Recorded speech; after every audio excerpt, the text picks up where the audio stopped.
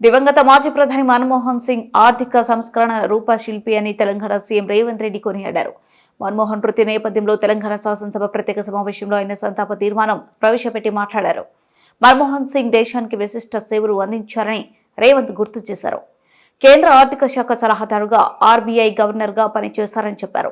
ప్రణాళిక సంఘం డిప్యూటీ చైర్మన్గా, కేంద్ర ఆర్థిక మంత్రిగా, ప్రధానిగా దేశానికి సేవలు అందించారని పేర్కొన్నారు. 1991 నుంచి 96 మధ్య దేశ ఆర్థిక వ్యవస్థకు ఆయన ఊపిరిదారుడని సీఎం విమర్శించారు. మన్మోహన్ సింగ్ ప్రధానిగా ఉన్నప్పుడు తెలంగాణ ఏర్పాటుకు మార్గం సుగమం అయింది. 2014లో ఆంధ్రప్రదేశ్ పునర్వ్యవస్థీకరణ చట్టాన్ని పార్లమెంట్ ఆమోదించింది. ఎన్నో ఏళ్ల పోరాట ఫలితంగా తెలంగాణ ఏర్పడింది. మన్మోహన్ సింగ్ ఎల్పీజీ విధానంలో భారత ఆర్థిక వ్యవస్థను స్థిరంగా నిలిపారు. 2004 నుంచి 2014 మధ్య ప్రధానిగా అనేక సామాజిక కార్యక్రమాలు చేపట్టారు. వాళ్ళే లేరు అని చెప్పి ఈ సభ ద్వారా నేను తెలియజేయదలుచుకున్నాను.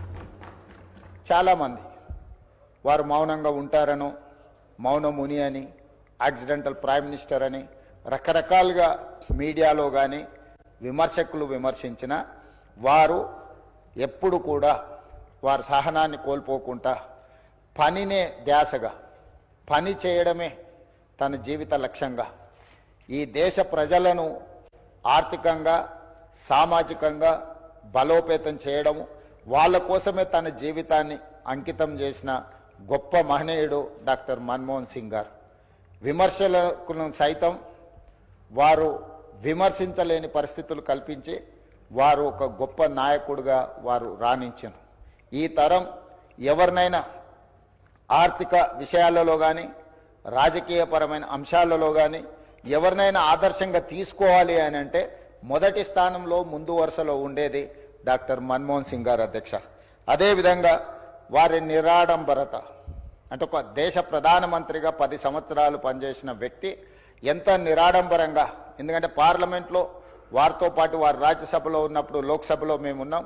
ఒక ధర్నా కార్యక్రమంలో నేను, పెద్దలు ఉత్తమ్ కుమార్ రెడ్డి గారు, కోమటిరెడ్డి వెంకటరెడ్డి గారు వారితో పాటు ధర్నా కార్యక్రమంలో కూర్చున్నాడు. వారు వచ్చి మా మధ్యలో మాతో పాటు కూర్చొని ఈ ప్రజాస్వామ్యాన్ని పరిరక్షించాలి, ప్రభుత్వాలు ఆధిపత్యం చెలాయించడమో, పెత్తనం చెలాయించడానికి చట్టాలను వినియోగించుకోవడాన్ని వ్యతిరేకిస్తూ మాలాంటి మొదటిసారి పార్లమెంట్ సభ్యులైన మాతో పాటు కూడా అక్కడికి వచ్చి నిరసన కార్యక్రమంలో కూర్చొని వారు ప్రజాస్వామ్యం పట్ల ఎంత విశ్వాసంతో, ప్రజాస్వామ్యాన్ని పరిరక్షించాలన్న లక్ష్యంతో ఏ విధంగా పనిచేసినరో వారితో పాటు ఆ రోజు ధర్నాలో పాల్గొనడం అనేది నాకైనా, పెద్దలు ఉత్తమ్ కుమార్ రెడ్డి గారికైనా, కోమటిరెడ్డి వెంకటరెడ్డి గారికైనా జీవితకాలం గుర్తుండిపోయే సంఘటన అధ్యక్ష.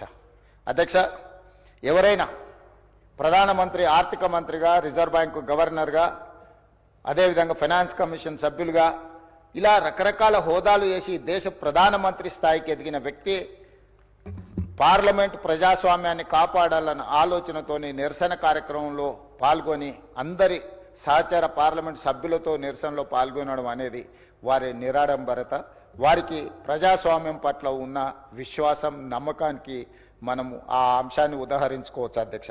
అదేవిధంగా అధ్యక్ష, డాక్టర్ మన్మోహన్ సింగ్ గారి గురించి ఈ దేశం